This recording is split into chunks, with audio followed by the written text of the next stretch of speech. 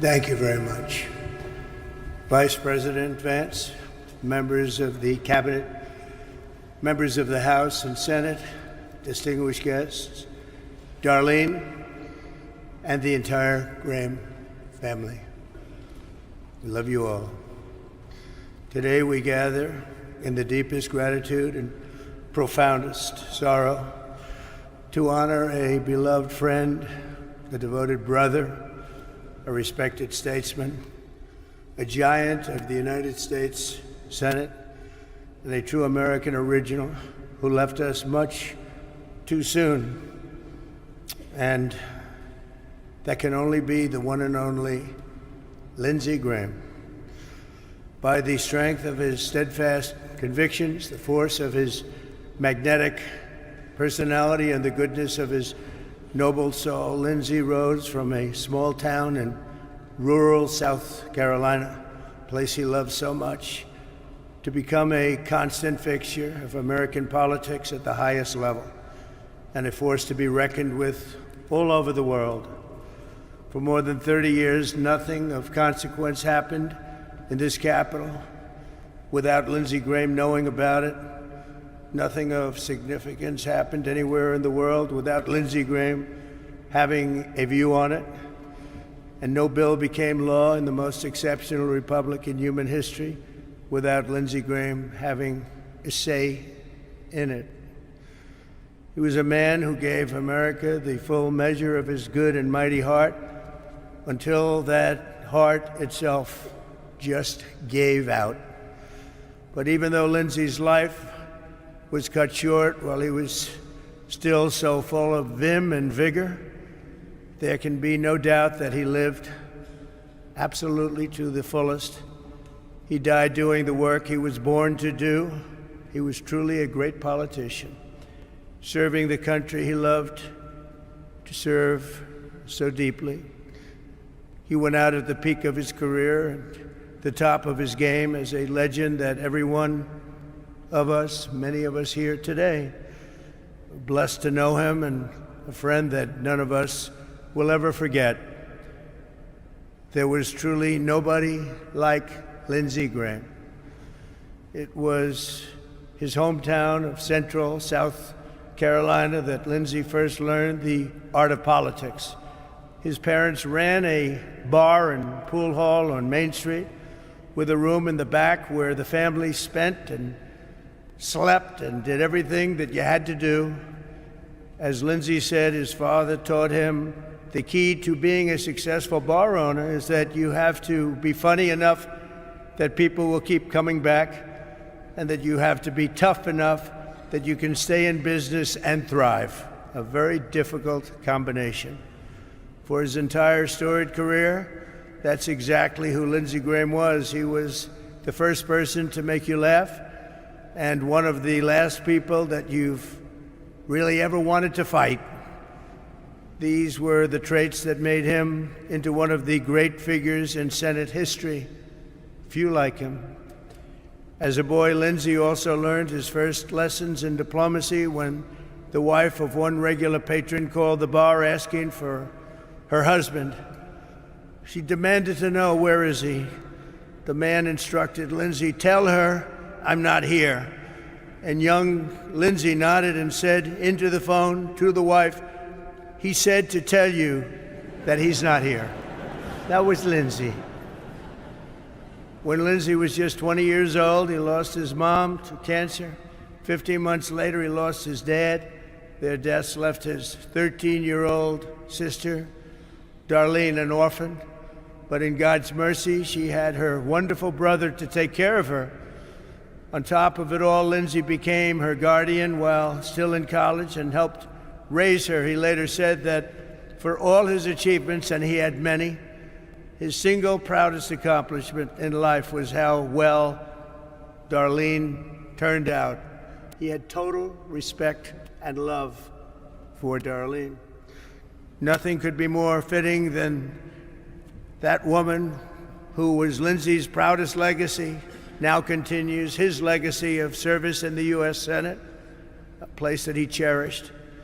And I have no doubt that he's looking down today, beaming with pride at his sister, Senator Darlene Graham. Thank you, Senator. Lindsey first stormed into Washington with the Republican Revolution of 1994, becoming the first Republican to win his House district in 120 years. That was Lindsey.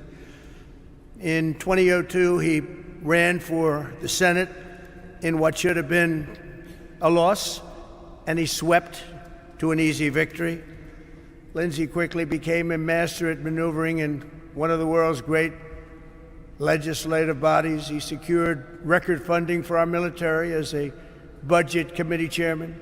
He delivered the largest investment in border security in history, and last year he shepherded the passage of the largest tax cuts in American history, the great, big, beautiful bill. Had a lot of Lindsey goodies in there, too, I can tell you. And of course, he was also a great champion of the United States Supreme Court.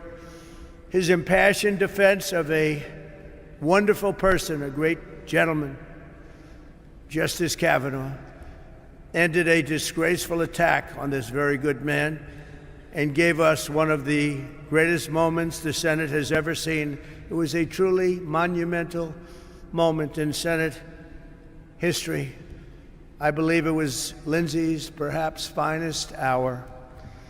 But no matter how heated things got in Washington, virtually everyone, Republican or Democrat, liked Lindsey. Well, not everybody, but it sounds good. Not everybody. He was a tough cookie, okay? I have to veer from this for a second. He was a tough cookie, Darlene, but he was beautiful. But he was also ready with a joke and a gleam in his eye. After being lectured on the excruciating details of patent law by a fellow senator during a flight, Lindsey declared that he had discovered a new form of enhanced interrogation and torture for the Guantanamo Bay area. He said, this is really bad stuff and boring. And while he was an incredibly hard worker, he was not exactly an early riser, as many of you know. When Senator Tim Scott, a great gentleman in his own right, I can tell you, invited him to prayer breakfast at 8:30 a.m., Lindsey told him, Tim, if Jesus himself comes back before 10 a.m., I ain't going. Yet, while he was always quick to laugh, and no one ever doubted the gravity of his mission, above all, Lindsey Graham believed in a strong America. He wanted a strong America. He had unwavering faith in the righteousness of American power and prayer. And he was extremely hawkish. I will tell you, he never saw a war that he didn't like. Only his true friends would understand that, but he wanted it for the good of our country. He felt in his bones that our destiny is to win, and that his job was to do everything he could to ensure our enemies would lose. It was this conviction that led him to serve 33 years in uniform in the Air Force and Air Force Reserves and Air National Guard, even while he was in office. And it was this conviction that took him as a senator to almost every country on earth, confronting America's adversaries and standing up for America's friends. He had tremendous friendships all over the world. It's a testament to his towering impact that among those mourning him here today are leaders, presidents, prime ministers from all over the globe. They're sitting right here before you. Lindsey met countless world leaders, yet wherever he went, he was always the same Lindsey Graham. When he met Libyan dictator Muammar Gaddafi in a tent in the desert, he told him, I expected something out of the Arabian Nights. This looks more like a Winnebago. That was not a good statement to make at the time. And when he met the Dalai Lama, Lindsey looked him straight in the eyes and said, so, can you really levitate? The Dalai Lama was not happy with that. But no matter how high he rose, he never forgot where he came from. There's probably not a single town in South Carolina where Lindsey did not help repair a bridge, expand a school, improve a hospital, or recover from a disaster. He was a force of nature, and I will miss him greatly. As you remember, Lindsey and I did not exactly get off to the best of starts, running against each other. Back in 2016, Lindsey said something rather nasty on his flight to becoming the next president of the United States. So naturally, I did something that I shouldn't have done. I shared his personal cell phone number with the millions of people that happened to be watching that particular day as I made a speech, a very important speech. And I remember the number 202-228-0292 if anybody wants to give it a shot. His phone exploded. He said I had that number for 20 years. His phone totally, I don't know what he did with it, but it exploded. That was the beginning of a friendship in a way. But it was Lindsey who had the last laugh, because while I blew up his phone for one day, we became great friends, and Lindsey did not stop calling me for the next 10 years. It was not easy. I always cherish the memories of our golf games, and only because of his really, and I will say, this memorial service, it's so hard to say, a memorial service for Lindsey, it's hard to say. But I'll admit that one time Lindsey Graham and Annika Sorensen actually beat me and Gary Player together. Can you believe that? Annika played very well that day, actually. But right to the end, Lindsey carried in his golf bag the putter that once belonged to his dad, and he carried it with him with class and with a ring that was so beautiful of his mother. And they were laying right at his bedside. The night he died, they were there. He had him with him at all times. From that pool hall where his parents raised him to the halls of the United States Senate, where he was respected and loved, the son of South Carolina became one of the most important men in the most important country on earth. In a city where politicians often become jaded and cynical, Lindsey Graham never lost the old-fashioned American idealism that brought him to the highest levels of government and life. He took his duty seriously without taking himself too seriously.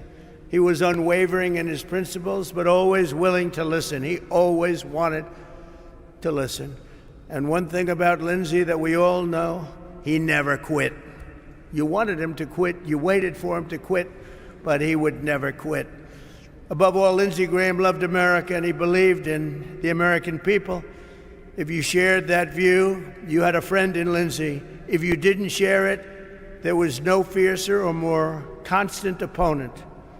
Our nation needs more men and women like that great person sitting, laying, wherever he may be. I think I know where he is, and I think he's up there. I think he's watching us. I'm pretty sure of it.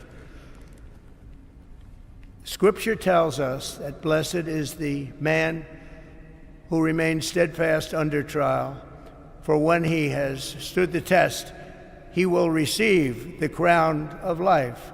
For 71 years, Lindsey Graham was strong and steadfast. As a brother, a senator, a warrior, and a patriot, he withstood every last test, every single test that you can go through and every trial. And now he wears the crown of life in heaven, reunited with his parents and reunited with his Lord. I end by saying something very, very special. Lindsey, we love you. God bless you. We will always be with you, and you were very, very special. Thank you. Thank you very much.